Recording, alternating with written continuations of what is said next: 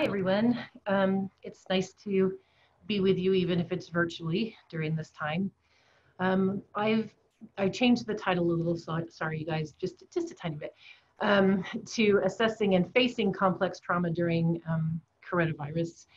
And I'm gonna start by introducing myself, and then I'm gonna talk about just briefly an overview of the types of trauma, just very briefly, and then focus in on the assessment of complex trauma. And then I'm going to talk about strategies for helping kids, particularly during this time. And I'm going to end it with some resources. I think one of the great things right now that we have going for us is that technology is abundant with resources. So I actually think the problem sometimes more now is sorting through the ones that are good, medium versus bad. So I hope to have done a little bit of that research in advance for you, and we'll give you some of those resources at the end of the talk. So again, my name is Julie, and I'm the director of the Ann and Henry Zarrow School of Social Work at the University of Oklahoma. Okay. All right. Get my technology to work. Okay.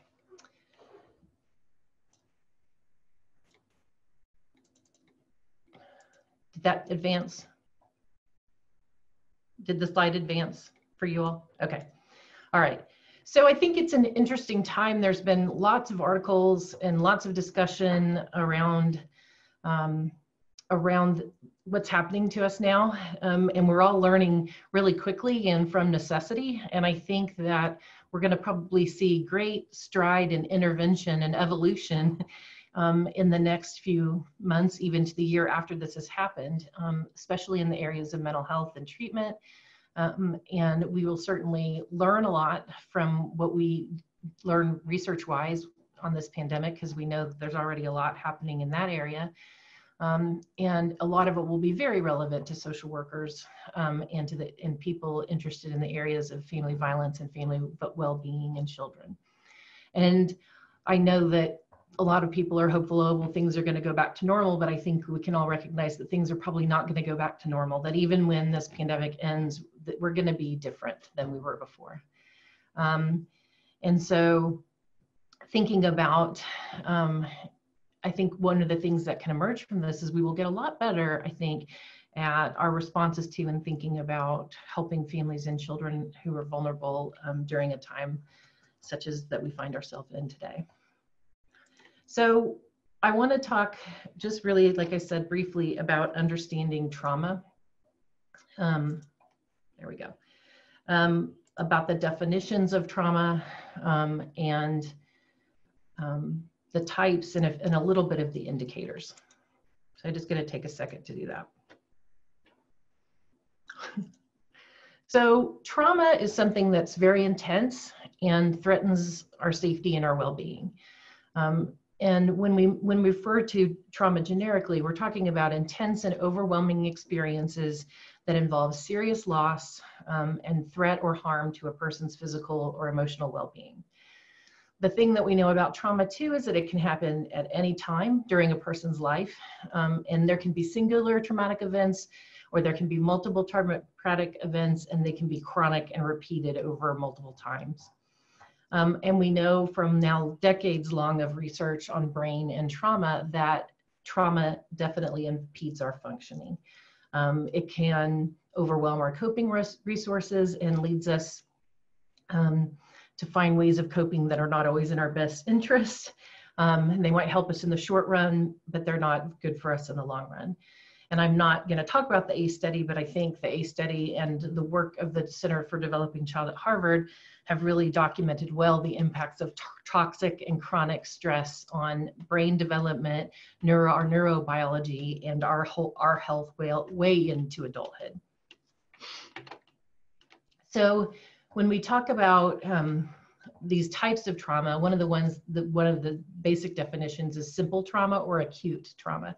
And that's when we think of sort of a singular event that's usually limited in time. And this could be something like being in a car accident or another kind of accident, getting bitten by a dog, falling off a roof, you know, those kinds of things. It could also be witnessing something in your community one time. It could also be a natural disaster like we find ourselves in now. It can also be the sudden or violent loss of a loved one in our lives. And then it could also be sexual or physical assault. But generally speaking, when we're talking about simple or acute trauma, we're talking about a one-time event, more or less. And these are terrible events and very difficult. But when the right supports are in place for people, they can recover from these traumas, especially if the trauma doesn't persist or occur and they continue to experience trauma, okay? So during these acute events of trauma, people go through a whole bunch of feelings. They have physical reactions and they feel very afraid and they often feel very overwhelmed. Chronic trauma refers more to the experience of multiple traumatic events. So these are multiple and varied events, such as a kid who is exposed to domestic violence, is also in a car accident, and then becomes a victim of community violence, or sort of ongoing trauma such as physical abuse, neglect, or war. The effects of chronic trauma are cumulative, much like we think about the impacts of ACEs, and each trauma subsequently can often remind children of the trauma that they had previously. It's not that different from complex trauma, really. Complex trauma refers to a type of trauma that occurs repeatedly and cumulatively over a period of time and within its specific relationships and context. We've started, that term has been coming into use over the past decades as we have found that some forms of trauma are much more pervasive and complicated than others. And so particularly in children who have experienced complex traumas, they have often endured multiple interpersonal traumatic events over a period of time from usually a young age all the way through childhood, even in through adolescence. And we know about this kind of trauma can have these profound effects on nearly every aspect of child's development and impedes functioning into adulthood. The thing about kids and trauma, I think that we all need to remember, is that anytime a child doesn't feel safe, it could be seen as a trauma to that child. To adults, sometimes children's trauma responses seem silly, you know, and it's not sometimes uncommon for adults to dismiss children's trauma as silly. But in fact, children, anytime they don't feel safe, can be seen as a trauma to them. And I don't mean to like make everything into a problem for a child, but I mean this to say that we should always carefully listen to children and try to understand the root of what they're saying, particularly when they're saying that they're afraid or they feel they're in danger. The other thing about children is their well-being is very tied to the well-being of their caregivers. So for them, if they witness violence between or against their own caregivers, that often feels like danger to them. They don't differentiate well always, especially young children, the difference between themselves and their caretaker. So when witnessing domestic violence or witnessing bad things happen to their caregivers can be just as traumatic to them as if they experienced that violence themselves. And I think that's an important thing to remember. So when children are exposed to media and see a lot of scary images, they don't always make the distinction, especially young children, that that's not about them, right? And so that's an important piece of understanding a child's reaction to trauma. My dogs are barking. The trauma symptoms in children range from developmental issues and developmental responses to physical responses to trauma and behavioral responses to trauma. And these responses vary developmentally, right? They vary on the kid's age because the capacity to understand what's happened to you or what's happening to people around you varies by developmental age, right? Also, intellectual capacities or disabilities, that impacts children's capacities to understand what's happening to them and in the world around them. Also, their temperament and personalities can impact their ability to respond to a traumatic event, and previous trauma obviously is one of those things that impacts it. So their body responses that we see in children a lot are things that have to do with their bodies, such as sleep, eating, toileting problems. Kids who have experienced particular milestones in their lives, like toileting, might regress, for example. They report sleep problems. As we know, with PTSD and other disorders, sleep disturbances are common. Children also can experience these things.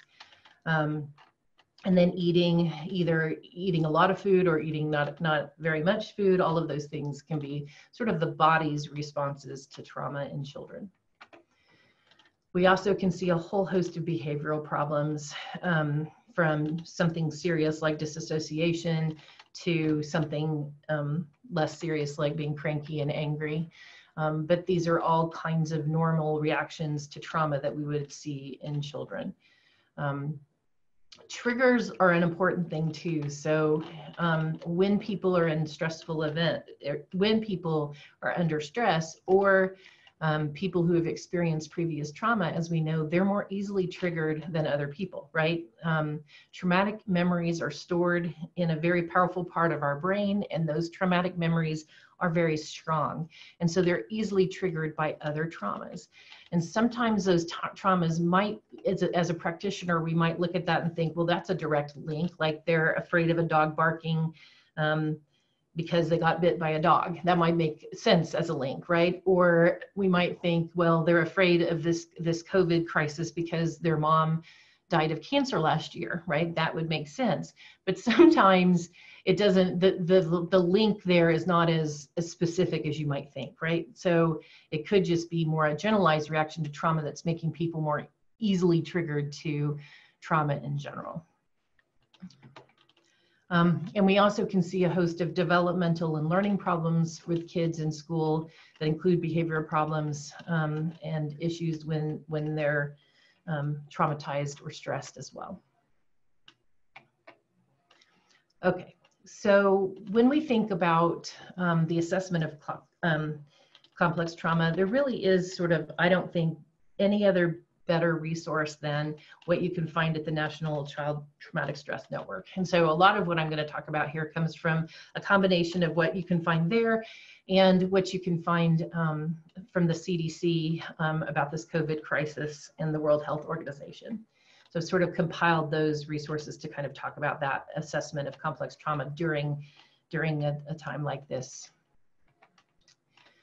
We talk about assessment of complex trauma as involving both assessing children's exposure to multiple traumatic events in their lives, as well as the wide-ranging and severe impact of this trauma exposure across all of the domains of a kid's development. So in other words, we're thinking across the history and lifetime of this child, including the current context, what are the exposures to trauma of all kinds that have been present in this child's life, including what is going on now, and what have been the impacts on the development of this child in all of the domains of their lives, right? Their relationships, their school, their behavior, their family life, you know, their capacities, all those things. What do we know about the impacts of that trauma across that child's life?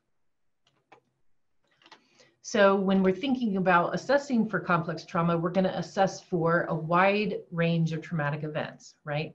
Not just like now and not just historically, but all together, like neighborhood, family, school, so bullying, you know, interpersonal violence, assaults, deaths, everything that we might think, you know, across the lives of this child, that what have they experienced.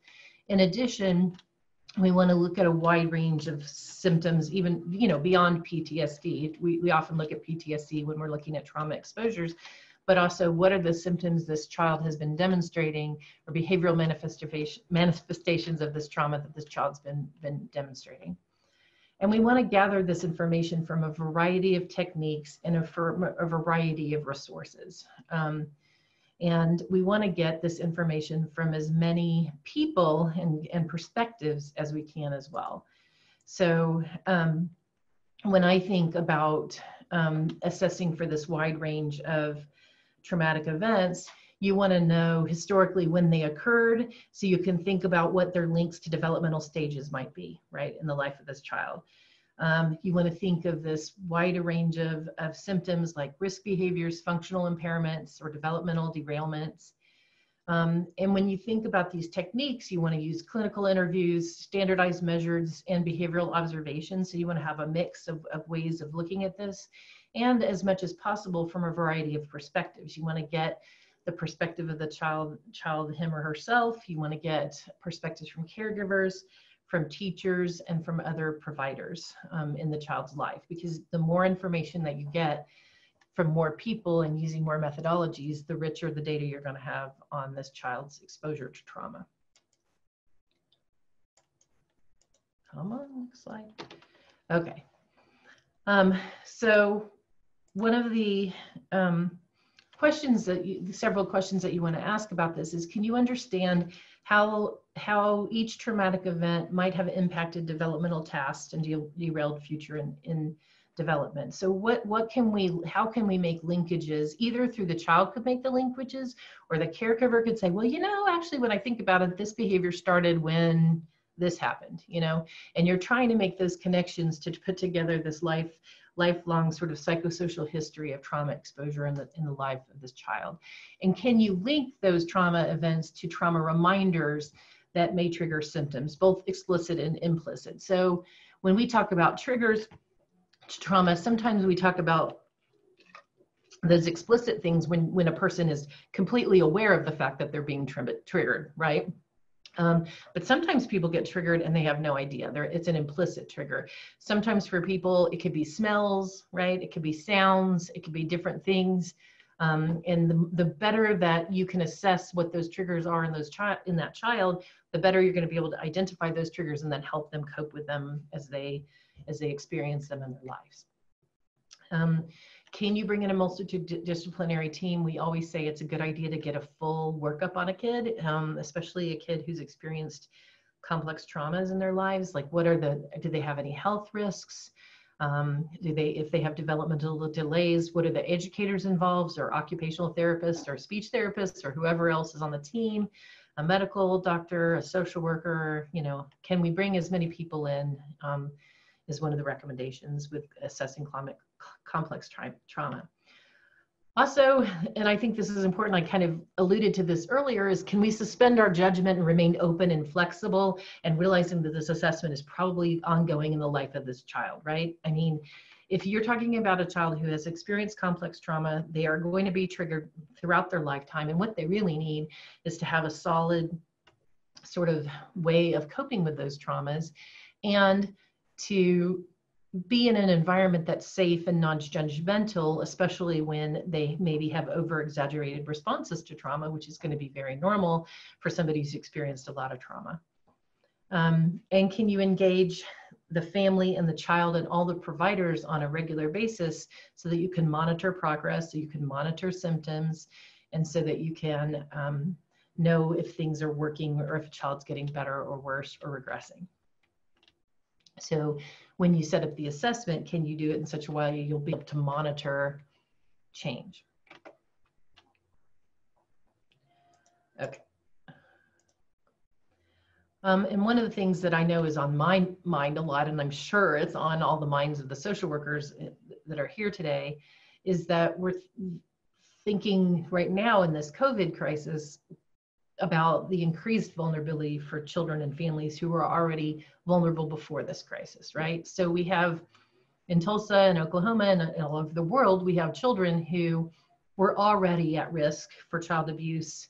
They were already witnessing domestic violence.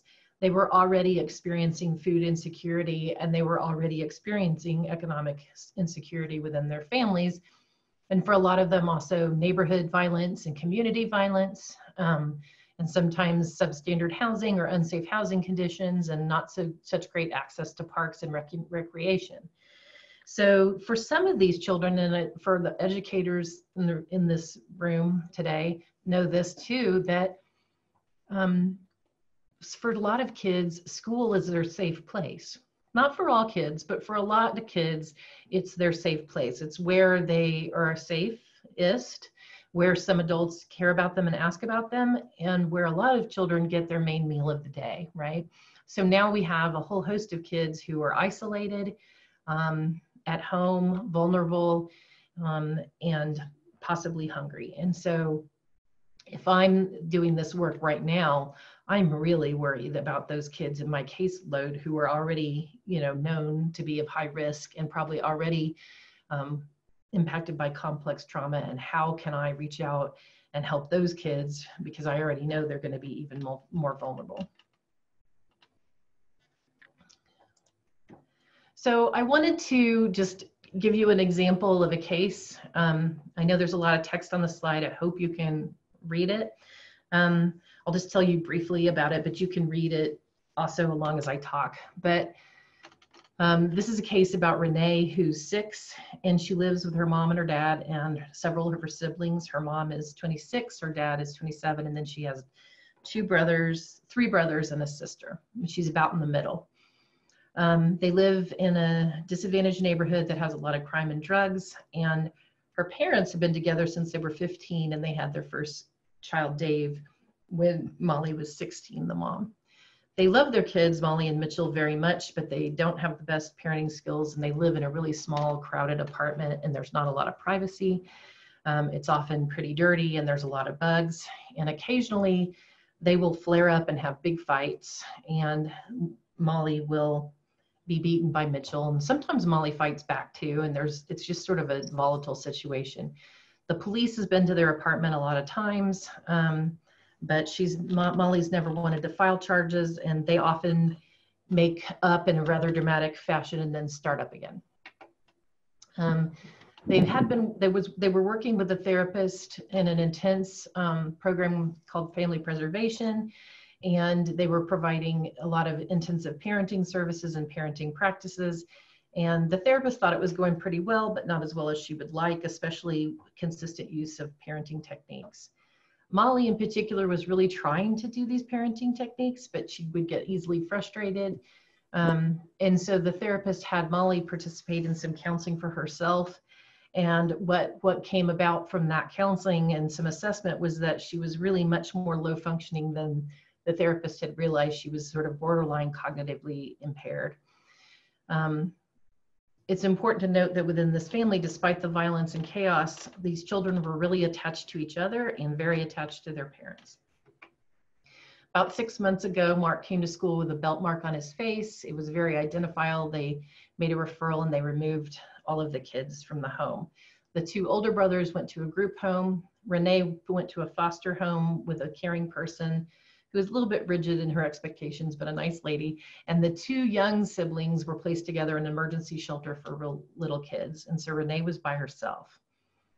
The family preservation worker visited Renee last week in her foster home and reported that she was really glad to see her, but teary when it was time for her to go.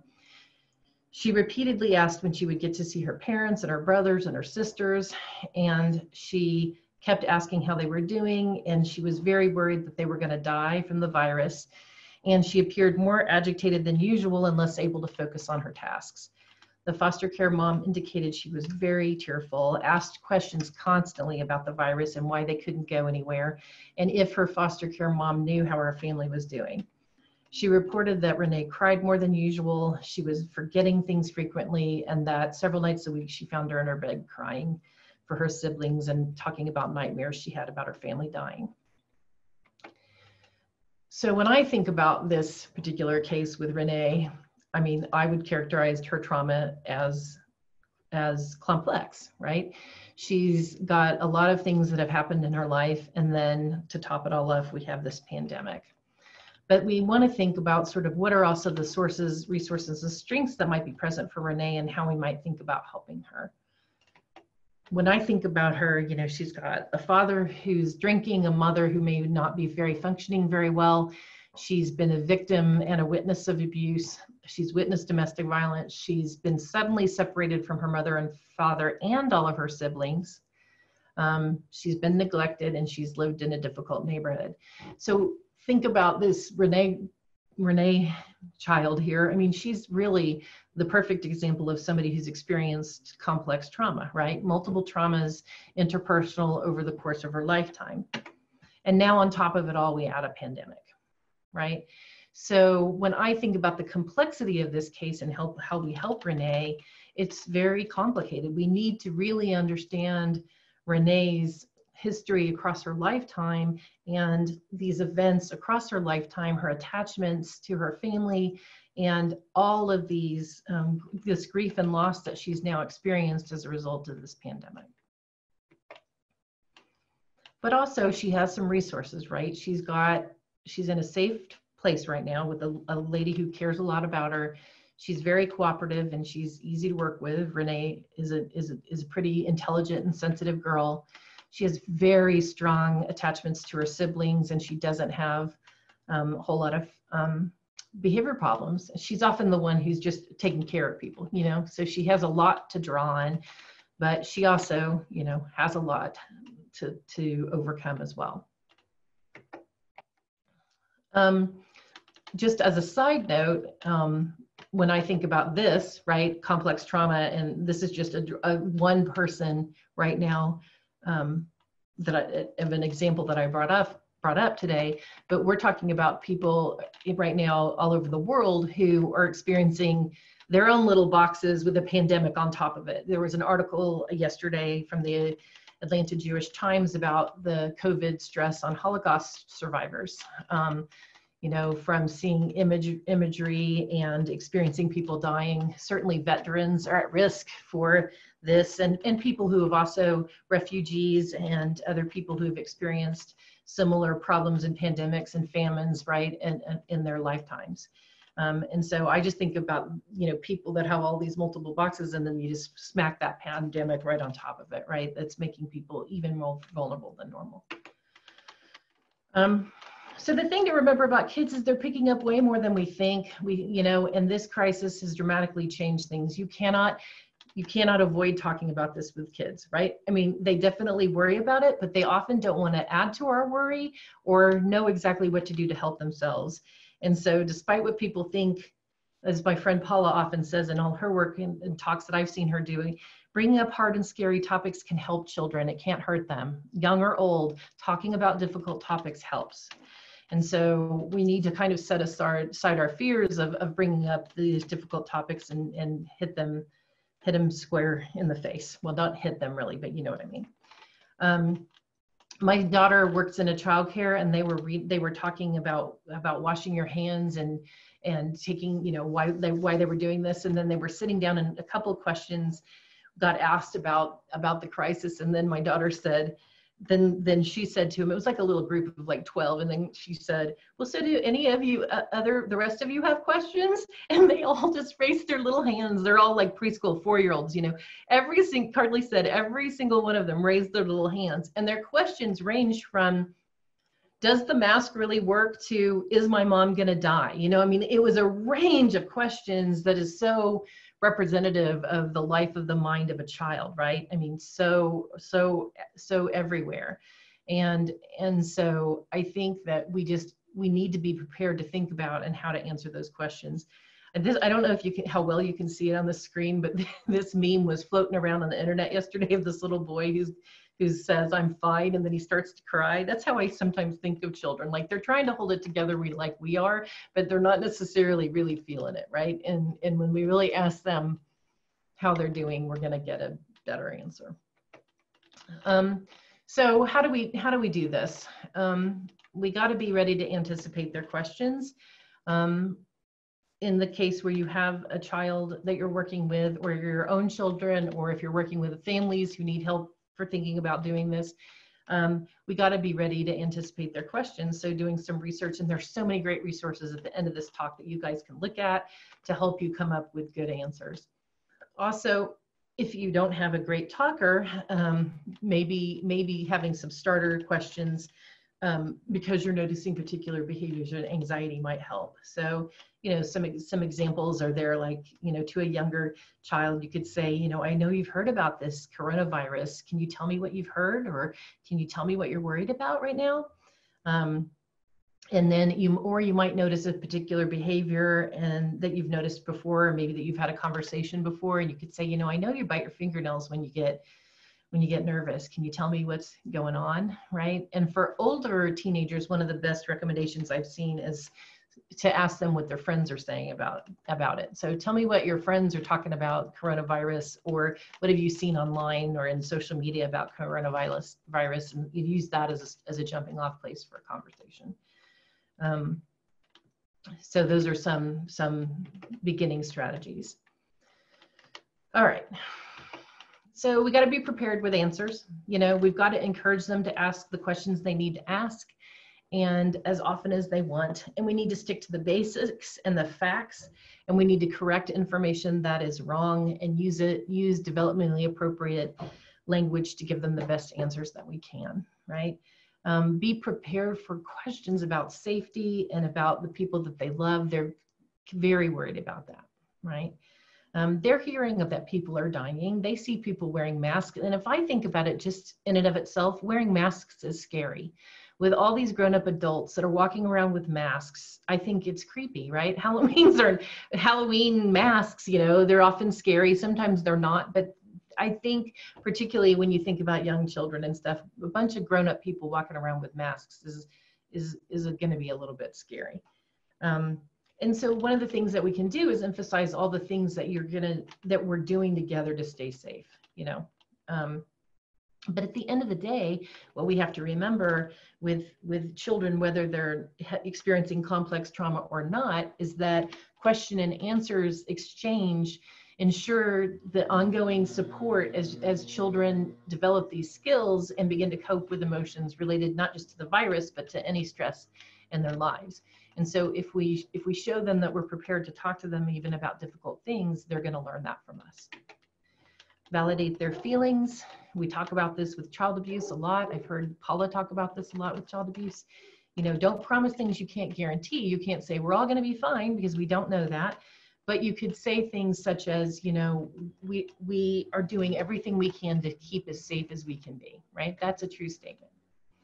And try to avoid language that leads to blaming others or lead to stigma. Like, say, for example, I'm guilty of this when I've been watching some of the protests on TV, thinking, you know, well, those people aren't, you know, out and they're going to get sick and whatever.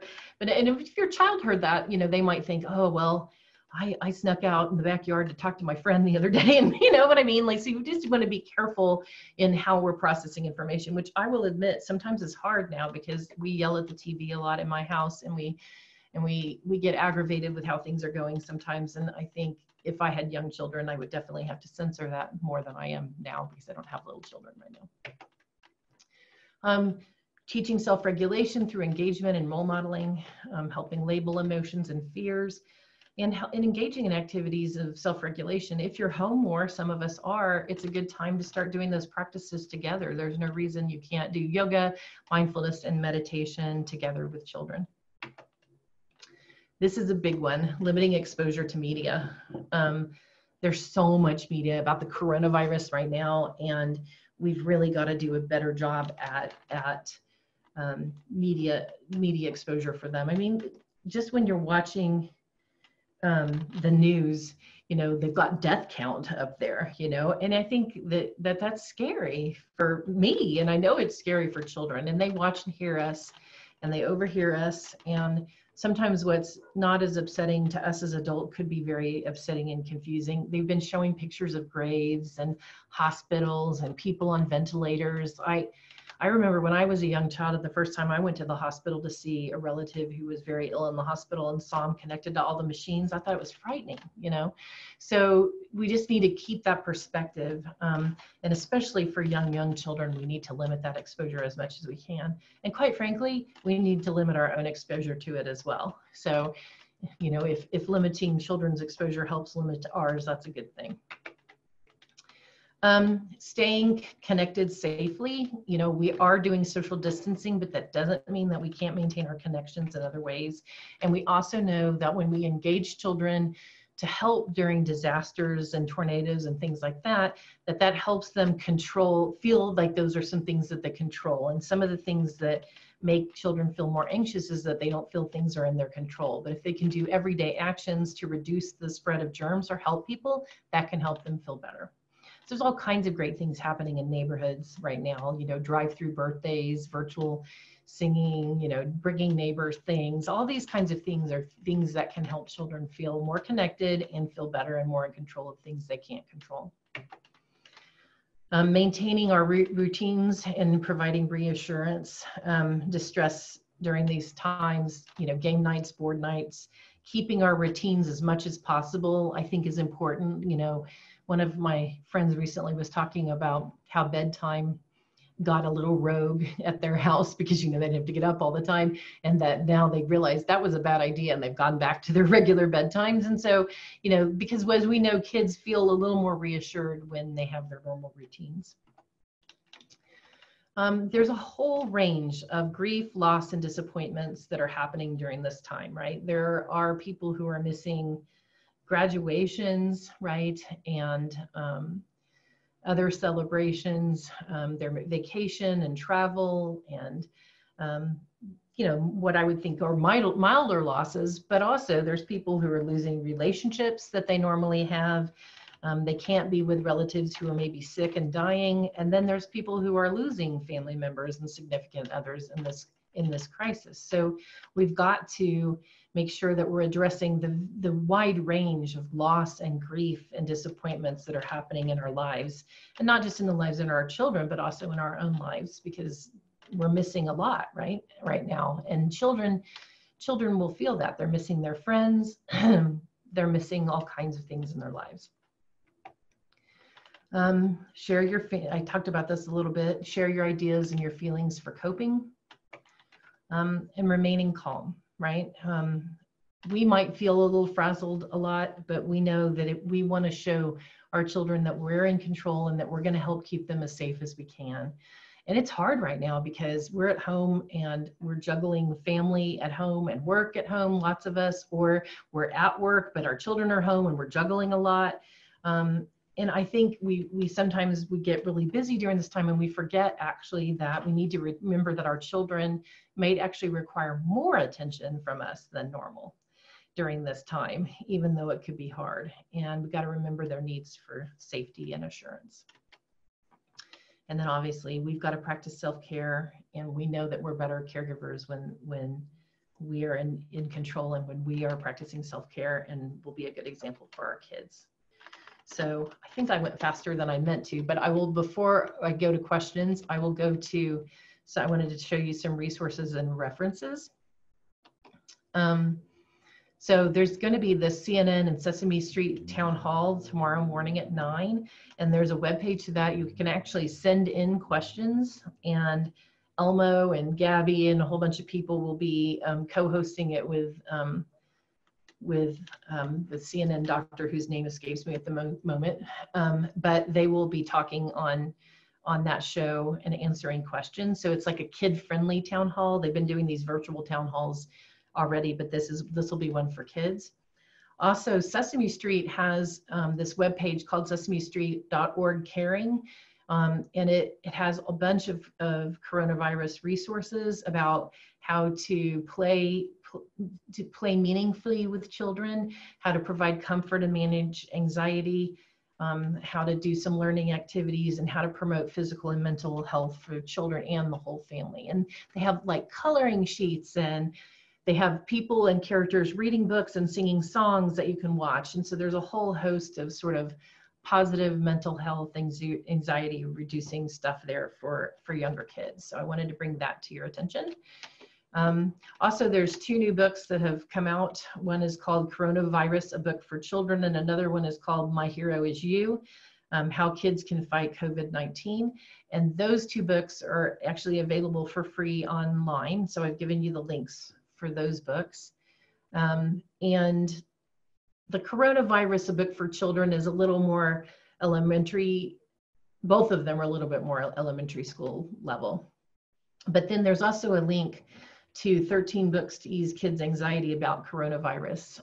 And those are just sort of regular books that you might even already own that can be read to children, that can kind of spark conversations about self-care and taking care of yourself and managing anxiety. And I know there's probably other resources for that too, but those were ones I wanted to draw your attention to.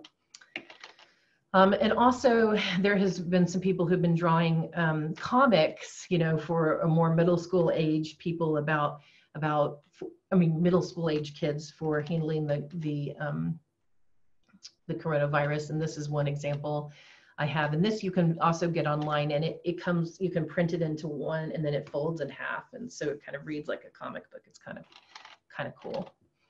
And it's a two-parter thing. And then this is a Sesame Street handout about talking about COVID with kids and how to take care of yourself. I think the best sites for monitoring COVID, if you want to have facts, right, about this, like if you've got a fact-finding child like I used to have, like I want to know exactly how many people have this, you know, so you can actually get situation reports from CDC and WHO. It's updated every day. That gives you the numbers in both the United States or your state or the world. And many city and state health departments actually have resources where you can sign up for an email. So the Tulsa Health Department, just as an example, does a daily report in Tulsa on coronavirus, and you can access that there as well. And then last but not least, the National Child Traumatic Stress Network has this document that I referred to a lot today. And then also they have a really, sorry, that's my main phone ringing. No, can't turn it off. Then the standardized measures for assessing complex trauma document that's also on their webpage. And it lists, it's a several page document that has all of the known sort of standardized measure for looking at complex trauma, both in children and families, which you can get there.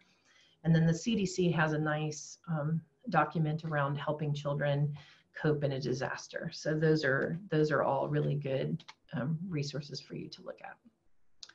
So I think that's everything I have today. So I have plenty of time if there are questions. Thank you, Julie. Thank you very much. You can all take a few seconds and write the questions that you have. Thank you for all the resources. You're welcome. Christina?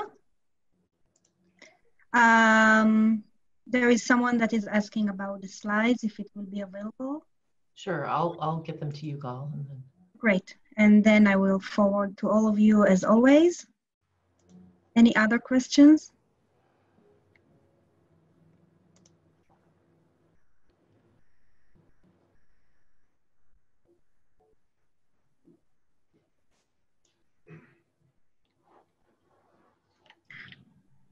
Here's one. Oh, here they are coming in.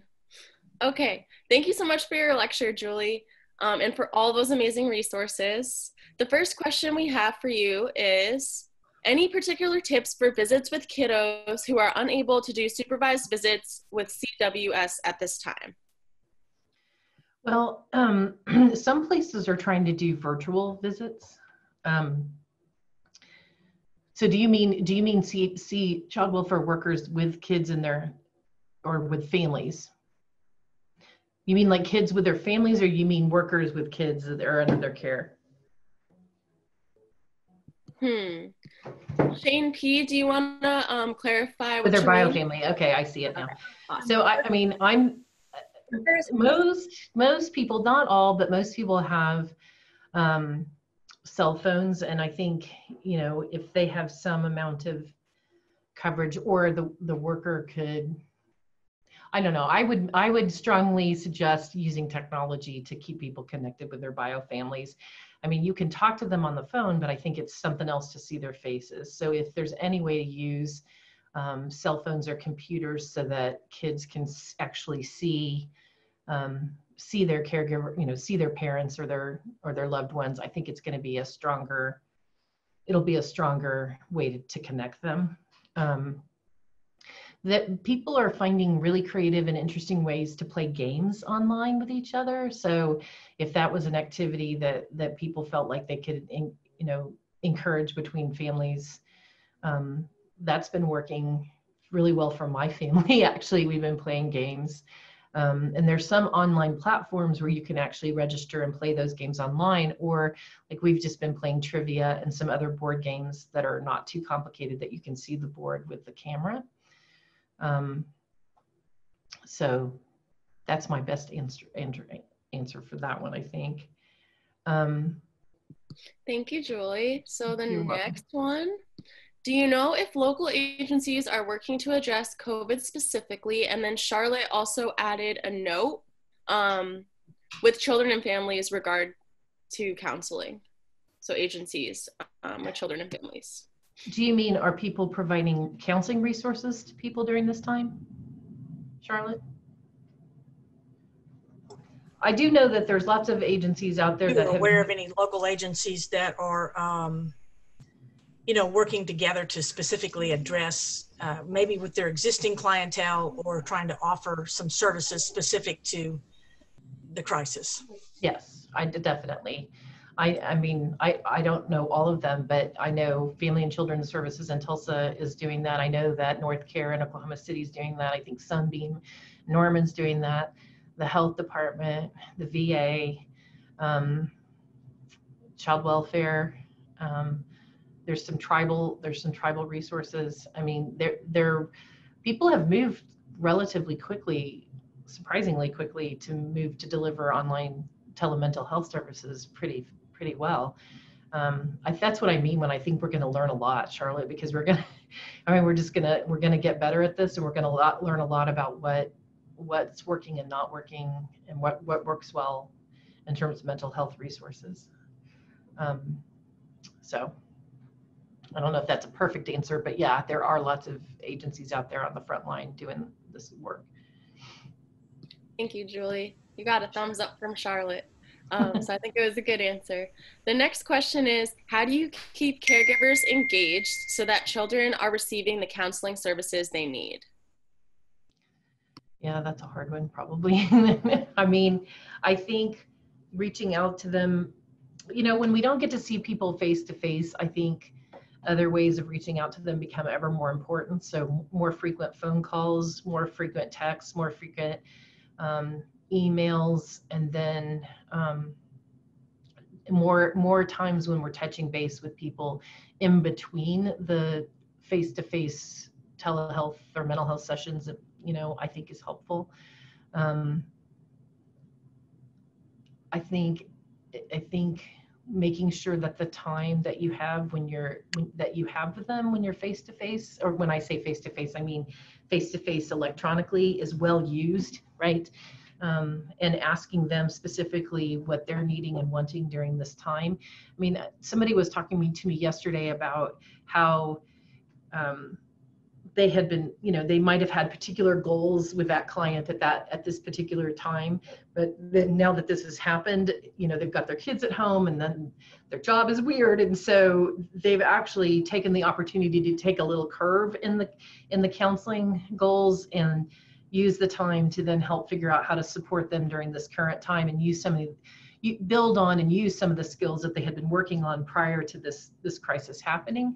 And one of my friends said the other day, she said, it's actually interesting. It's given them a chance to, it's the first time ever in my career where something happened that then I would have to say, now this is a perfect time for you to be practicing these things that we've been talking about. So it's sort of like a test case, but it's a real life test case, if you will, about using these things. And so this one woman was telling me that she had this great conversation with her client about routines with her family, and that had been something that she'd been working on with her own children, was establishing better routines, because her children did better when they had actual routines, but it had always been a struggle for her.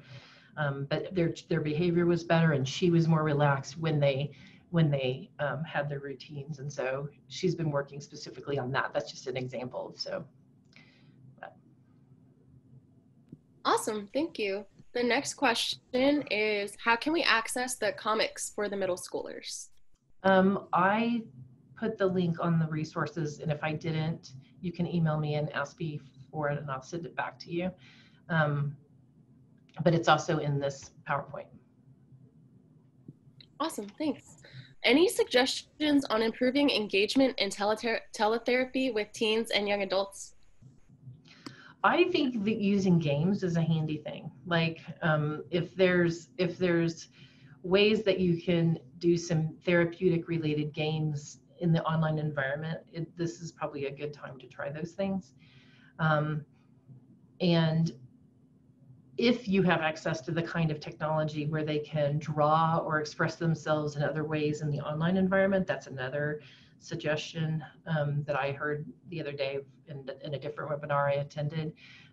They were using something called whiteboard or something, and the teen could draw on the whiteboard, and then they could both see it together, and they were kind of doodling together, you know, as they were talking.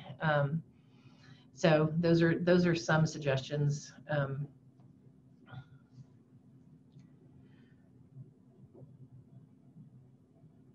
So that's a good question, Jamie. Like she said, because we may not see the full effects of the trauma being experienced due to COVID until further down the road, do we have thoughts about timeline to do trauma assessments? I think I think that this assessment of particularly of kids that we are already known to us as having complex trauma is going to be an ongoing process from anywhere from like the next 3 to 12 months or, you know, longer. And I think it's going to depend too on what happens within that family and within that kid during this time too. But you're absolutely right. I don't think we're going to see the full effects of this until at least another 6 months to a year, and probably longer. So I guess my best answer is I think trauma assessment's ongoing in a lot of these kids and their families. Oh, that's a good idea. A feelings Uno game.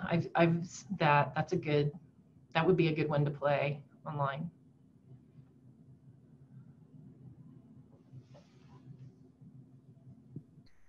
Awesome. I love how everyone's sharing the resources that they have in the chat. That's really cool. I don't see any more questions right now, Julie. Thank you so much for reading that second one as well. I appreciate that. Oh, you're welcome. Yeah. So if there aren't any more questions, oh, here we go. Would you recommend psychoeducation during assessment phase in order to help give caregivers a heads up about what to look out for in the coming months? Absolutely. That's a fabulous idea. I mean, that to me, often child abuse can often happen with unrealistic developmental expectations, right? And not fully understanding developmental appropriate reactions to anything, especially something like now. So I think it would be really helpful to give parents resources about possible regressions in development, right? These are things that are very what's the word I want to use, that are very commonly frustrating, right? Like, I just spent all that time to get him potty trained and now he's not, or, you know, I just got him sleeping through the night and now he's not. And, you know, they feel like they've, you know, made these, and they get frustrated. And so giving folks a heads up about the pauses and developmental milestones and the potential regressions, and then probably the likelihood that those things will come back over time. You know, if they're already learned, they can often come back, but you know, we're in the middle of a crisis. It's very scary. And so we shouldn't be surprised that we're seeing, you know, some regressions now. And I'm seeing some specific resources for parents, and yes, I do have those. And actually what I'll do is I'll add them in at the bottom of this talk before I send it to Gal. There's some really good ones. In fact, that Sesame Street one has all kinds of stuff for parents of children that's there. And so does the CDC. Those documents are geared towards parents, and they have some nice ones there about talking to young children, talking to middle school age children, and then also talking to teens about them. And so they're very helpful, I think, resources.